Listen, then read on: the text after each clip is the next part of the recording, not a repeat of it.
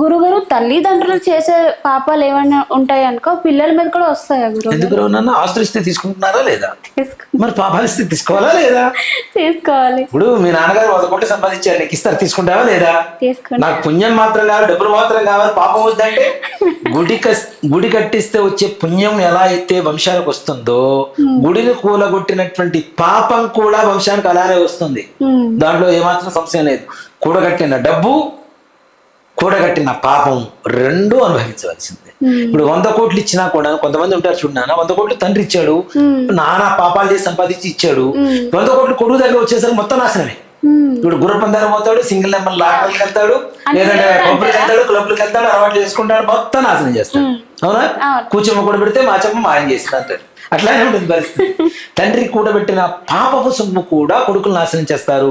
ఇప్పుడు అన్యాయంగా సంపాదించుదా, అన్యాయార్జితం విత్తం వ్యాధి రూపాన్ని పెడతాం అని శాస్త్రం ఉంది నాన్న. అన్యాయంగా సంపాదించింది రోగాల రూపంలోనే పోతాం. ఇంకా పూర్వ యుగాలలో ఈ జన్మలో చేస్తే వచ్చే జన్మలో అనుభవిస్తారు పాపాలు పుణ్యాలు. ఇక్కడ అంత ఇది లేదు, బ్యాలెన్స్ లేదు, టైం లేదు, మొత్తం ఇక్కడ ఫిల్టర్ అయిపోయి వెళ్ళిపోతున్నారు చాలా వరకు. అవునా? ఇక్కడ అనుభవించాల్సిన నానా కుష్టు రోగాలు, అన్ని రోగాలు, బాధలు, రొస్టులు అనుభవించే వెళ్ళిపోతున్నారు. సో కాబట్టి మనం బ్రతికున్నంత కాలం మన చెయ్యి, కాలు, కన్ను, నోరు మంచిగా ఉన్నంత కాలం మంచి పనులు చేద్దాం, ఎదురు వాళ్ళకి మంచి చేకూరాలు చేద్దాం.